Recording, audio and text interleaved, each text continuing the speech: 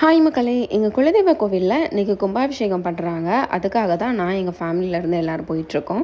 போகும்போதே அப்படி இயற்கையை ரசிச்சுட்டு போயிட்டுருந்தோம். இந்த ஸ்கூலில் தான் நான் படித்தேன். யாரெல்லாம் இந்த லூசியா ஸ்கூலில் படித்தாங்களோ மறக்காமல் லைக் பண்ணாங்க.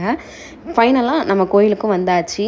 நாங்கள் போகிற டைமில் தான் அங்கே கும்பாபிஷேகம் பண்ணிகிட்டு இருந்தாங்க. ஸோ கும்பாபிஷேகத்தையும் நம்ம பார்த்துட்டு ஃபைனலாக தீர்த்தத்தையும் நம்ம தலையில் வந்து தெளித்தாங்க. மேலேருந்து தண்ணி தெளித்தோன்னே அவன் ஏதோ மழை பெய்யுதுன்னு நினச்சிட்டு ரொம்ப ஜாலியாக இருந்தான். ஃபைனலாக நம்ம கோவிலுக்குள்ளேயும் வந்தாச்சு.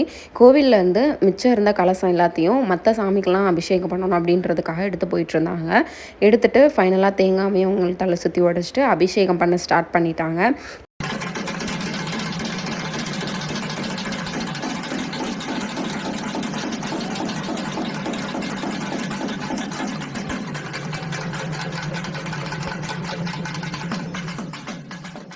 அலங்காரமும் பண்ணிவிட்டு பூஜை பண்ண ஸ்டார்ட் பண்ணிட்டாங்க.